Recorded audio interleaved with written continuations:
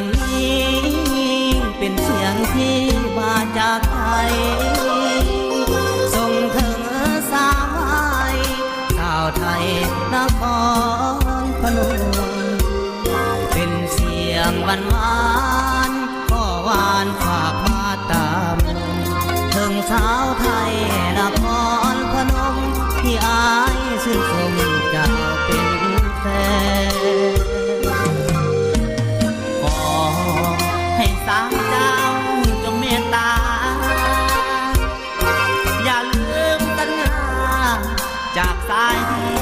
อยู่ต่างแดนใจอายและน้อง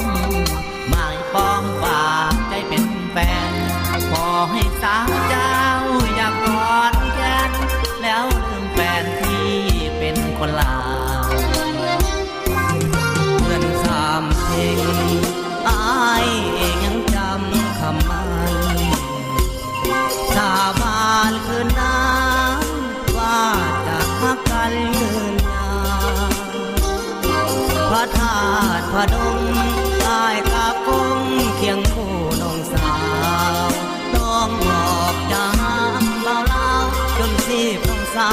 วจะพังทลายฝากเสียงสำเนียงมาฝากเป็นสัญญาเพื่อส่งมาหาสาวไทยขอให้น้องสาวตัวเจ้าจงได้เห็นใจงานเดือนสามปีหน้าจะไปขอสามใบจงได้รอ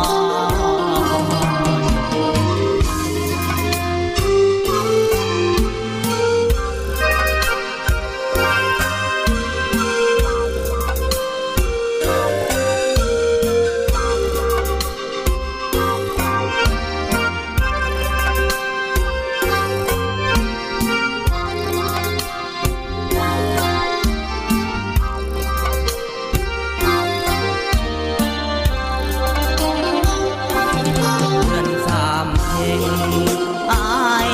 ยังจำคำมันสาบานคืนนั้นว่าจะรักกันยืนยาว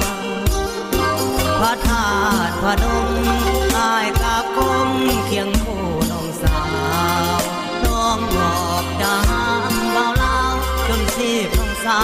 วจะพังทลายฝากเสียงสำเนียงมาฝากเป็นสัญญาเพื่อส่งมาหาสาวไทยขอให้น้องสาวตัวเจ้าจงได้เห็นใจงานเดือนสามปีหน้าจะไปขอ